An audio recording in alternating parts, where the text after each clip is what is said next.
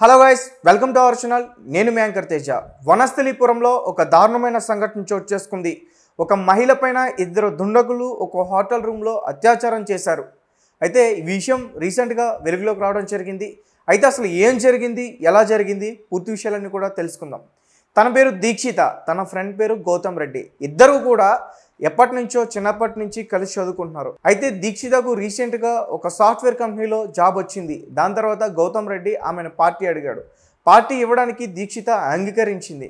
అయితే ఒకరోజు ప్లాన్ చేసుకున్నారు, ఒక బార్ అండ్ రెస్టారెంట్లో ఇద్దరం కూడా కలిసి ఎంజాయ్ చేద్దామని చెప్పి. అయితే ఆ దీక్షిత ఆ పార్టీకి వెళ్ళిన తర్వాత ఇద్దరు కూడా మద్యం సేవించారు. గౌతమ్ రెడ్డి, దీక్షిత వాళ్ళిద్దరు కూడా మద్యం సేవించారు. మద్యం సేవించిన తర్వాత ఒక బార్ అండ్ రెస్టారెంట్ బుక్ చేసుకున్నారు. బుక్ చేసుకున్న తర్వాత ఇద్దరు కూడా అక్కడ స్టే చేయాలని చెప్పి ఫిక్స్ అయ్యారు. అయితే ఇద్దరు కూడా ఆ రూమ్లోకి వెళ్ళారు.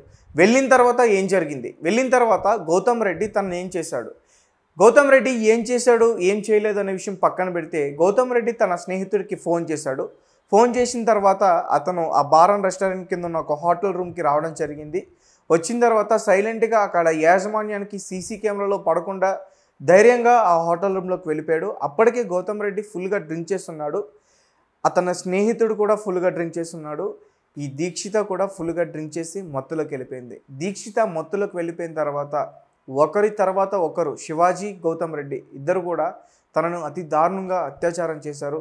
పాపం ఆ దీక్షితకు మత్తులో ఉండడం వల్ల అసలు ఏం తెలియలేదు. చిన్న చిన్న విషయాలు అయితే గుర్తున్నాయి, నేను ఎక్కడున్నా ఎప్పుడు వచ్చా అలాంటి విషయాలు గుర్తున్నాయి. కానీ తనకి ఏం జరుగుతుంది, తన శరీరం మీదకి ఎవరు వచ్చి దాడి చేస్తున్నారన్న విషయం మాత్రం తను తెలుసుకోలేకపోయింది. ఎందుకంటే ఒకవేళ తను తెలుసుకుని ఉంటే అప్పుడే తను చప్పుడు చేసిన, కేకలు వేసిన అక్కడ హోటల్ సిబ్బంది వెంటనే వచ్చి దీక్షను కాపాడే ప్రయత్నం చేసేవారు. కానీ ఆమె అప్పటికే మత్తు మైకంలో ఉన్నది. అయితే దాని తర్వాత మొత్తం ముగ్గురు కూడా ఆ రోజు ఆ హోటల్లో పడుకున్నారు. పడుకున్న తర్వాత మార్నింగ్ దీక్షితకు మెలకుగా వచ్చింది. తనకి పెయినింగ్ అనిపిస్తుంది, తనకి బాడీ పెయిన్స్ వస్తున్నాయి, తనకు అర్థం కావట్లేదు. అయితే తను లేచి చూసేసరికి నేను గౌతమ్ వచ్చాం కదా, మూడో వ్యక్తి ఎలా వచ్చాడని చెప్పేసి తను ఆలోచించింది. అప్పుడు నిదానంగా కూర్చొని ఆలోచిస్తే తనకి నైట్ జరిగిన విషయాలన్నీ కూడా ఒకసారిగా గుర్తు రావడంతో గట్టిగా కేకలు వేసింది. కేకలు వేయడంతో శివాజీ, గౌతమ్ రెడ్డి ఇద్దరు కూడా ఒక్కసారిగా లేచారు. అయితే శివాజీ అక్కడి నుంచి పారిపోయే ప్రయత్నం చేశాడు, పారిపోయాడు. అయితే వెంటనే హోటల్ సిబ్బంది వచ్చి గౌతమ్ రెడ్డిని పట్టుకున్నారు. పట్టుకున్న తర్వాత ఎవరైతే దీక్షితకి అలాగే గౌతమ్ రెడ్డికి మ్యూచువల్ ఫ్రెండ్స్ ఉన్నారో వాళ్ళకి కాల్ చేసి వెంటనే వాళ్ళని అక్కడికి పిలిపించి దీక్షితాన్ని హాస్పిటల్కి అయితే తీసుకెళ్లారు. గౌతమ్ రెడ్డిని పోలీస్ స్టేషన్లో అప్పచెప్పారు. ఈ సంఘటన ఇప్పటివరకు వెలుగులోకి వచ్చింది. అయితే గౌతమ్ రెడ్డి అలాగే శివాజీ రెడ్డి వీళ్ళిద్దరి మీద కూడా కేసు నమోదు చేసుకున్నారు పోలీసులు. శివాజీ రెడ్డి కోసం గాలింపు చర్యలు చేపడుతున్నారు పోలీసులు. ఇప్పటివరకు శివాజీ ఆచూకైతే తెలియలేదు. గౌతమ్ని అరెస్ట్ చేశారు, రిమాండ్కి తరలించే ప్రయత్నం చేస్తున్నారు. ఇంకా తదుపరి విచారణ కూడా స్టార్ట్ చేశారు. అసలు వీళ్ళిద్దరితో పాటు ఇంకేమైనా ఎవరైనా వచ్చారా, నైట్ టైం సీసీ కెమెరాలో అసలు ఏం రికార్డ్ అయింది, శివాజీ ఏ టైంకి వచ్చాడు, మార్నింగ్ ఏ టైంకి పారిపోయాడు, వీళ్ళిద్దరు బార్ అండ్ రెస్టారెంట్కి ఏ టైంకి వచ్చారు, ఎంతమంది వచ్చారు, ఎవరెవరు కలిసి వచ్చారు, చివరికి వీళ్ళిద్దరు మాత్రమే ఉన్నారు, వీళ్ళిద్దరితో పాటు ఇంకెవరైనా ఉన్నారా, అనేక రకాల కోణాల్లో పోలీసులు అయితే దర్యాప్తు చేపట్టారు. అయితే ఈ వీడియోని ఎవరైతే కొంతమంది తల్లిదండ్రులు చూస్తున్నారో వాళ్ళందరూ కూడా ఖచ్చితంగా జాగ్రత్త పడాల్సింది.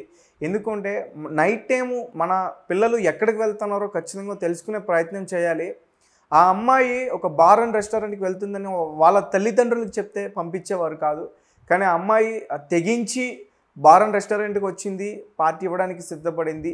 అలాగే కొంతమంది దీక్షిత అలాగే గౌతమ్ రెడ్డి వీళ్ళిద్దరు కూడా లవర్స్ అని చెప్తున్నారు. అది ఎంతవరకు వాస్తవం అనేది తెలియదు. కానీ మొత్తానికి ఒక రూమ్లో ముగ్గురు స్టే చేయడం అనేది తప్పు. ముగ్గురు స్టే చేయడం కాకుండానే తన ఫ్రెండ్ మీద అలా లైంగికంగా దాడి చేయడం ఇంకా తప్పు. ఖచ్చితంగా ఈ శివాజీ రెడ్డికి అలాగే గౌతమ్ రెడ్డికి ఖచ్చితంగా కఠినంగా శిక్ష పడాలని చెప్పేసి మనందరం కోరుకుందాం. అలాగే అమ్మాయిలు ఎవరైతే ఉన్నారో ఈ మధ్యకాలంలో అమ్మాయిలు చాలా అందరినీ గుడ్డిగా నమ్మేస్తున్నారు. సో ఫ్రీడమ్ అని చెప్పేసి రకరకాల పార్టీలకు వెళ్తున్నారు. ఈ మధ్యకాలంలోనే ఎక్కువగా ఈ రేవ్ పార్టీకి సంబంధించిన విషయాలు కూడా బయటకు వస్తున్నాయి. ఎక్కువగా రేవ్ పార్టీలకి అమ్మాయిలు అటెండ్ అవుతున్నారని చెప్పేసి దయచేసి నమ్మొద్దు. మన పేరెంట్స్ చెప్పు చేతుల్లోనే నడుచుకుంటే మన భవిష్యత్తు బాగుంటుంది. ఇలా బయటికి వెళ్ళారంటే ఖచ్చితంగా మన జీవితంలో ఒక చెరగని మచ్చ అయితే మన మీద పడుతుంది. దీక్షితకి ఇప్పుడు ఇలాంటి అన్యాయమే జరిగింది. పైగా ఈ దాడికి పాల్పడింది ఎవరో కాదు, తన చిన్నప్పటి నుంచి కలిసి పెరిగిన కలిసి చదువుకున్న తన ప్రాణ స్నేహితుడే ఇలాంటి దుర్ఘటనకు పాల్పడ్డాడు. కాబట్టి అమ్మాయిలు ఖచ్చితంగా జాగ్రత్తగా ఉండాలి. అలాగే బార్ అండ్ రెస్టారెంట్లో పార్టీ చేసుకోవడానికి మీకు అవసరం ఏముంది? చాలా రెస్టారెంట్స్ ఉన్నాయి. హైదరాబాద్ ఈ మహానగరంలో అనేక బిర్యానీ సెంటర్స్ ఉన్నాయి. అక్కడికి వెళ్ళి మీరు పార్టీ చేసుకోవచ్చు కదా. కేవలం బార్ అండ్ రెస్టారెంట్కి ఎందుకు వెళ్ళారు? సో దీని గురించి చాలామంది కూడా అమ్మాయిని తప్పుపడుతున్నారు. అలా తప్పుపట్టడం కరెక్ట్ కాదండి. అలాగే ఆ బార్ అండ్ రెస్టారెంట్ మీద కూడా ఖచ్చితంగా పోలీసులు చర్యలు తీసుకోవాలి. నైట్ టైం ఓవర్ టైంలో కూడా వాళ్ళు బార్ని నడిపిస్తున్నారంటూ కూడా కొంతమంది అక్కడ చెప్పడం జరుగుతుంది.